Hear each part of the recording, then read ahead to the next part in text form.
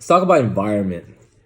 If you notice and look around the world, you'll notice that certain plants, certain trees, and fruits are only grown in certain environments of the world.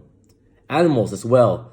Certain animals migrate better in certain parts of the world as well. Why is that? Because environment, it's all about environment.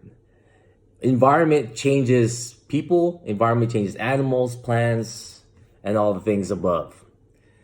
And so if environment changes, we should be aware of our own environment. We should make sure that what we have control over, we should be wise to choose a very good environment. Now, unfortunately, there are some areas in our life and during our week we have no control over. I mean, we have to go to work. Maybe your work is not a healthy environment, but you do still have a choice. You could pursue to find another job until then you have to deal with your environment. And it's really a lot of unfortunate situation where children are put in a very unsafe, unhealthy environment, and that's a tough one. But there are things that we do have control over in our environment, like choosing who we hang with, our friends, our surroundings, who we have fellowship with, what we watch, hobbies that we do. Those things we have control over. So we gotta be mindful of our environment. But you might be asking, so how do we deal with bad environment, right? Because we're always gonna have it. It's not gonna be a perfect world. You can't isolate yourself in your house all by yourself, because being by yourself is a bad environment, right?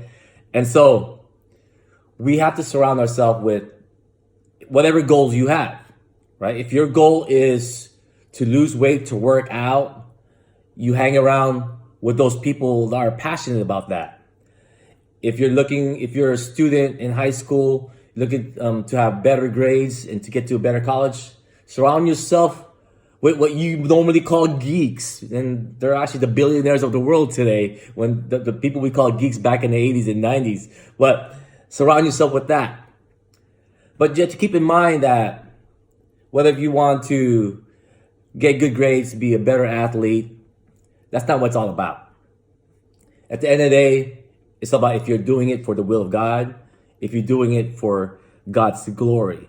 To help you with that, you got to surround yourself with godly men, women, and friends. So that way, when you're stuck in a bad environment, your good environment can contrast that and help you. And I'm having a bad day, and then this environment say, let me pray for you. Let's talk it out. Let me cry with you. And a perfect way to help your environment is to surround yourself in God and immerse yourself in God's word. Because if you're in God's word, you're allowing God to speak to you. And when God speaks to you, he has the power to transform any environment, especially yours. And through the counseling of God's word, he's going to be able to give you wisdom in how to fix this side of the environment.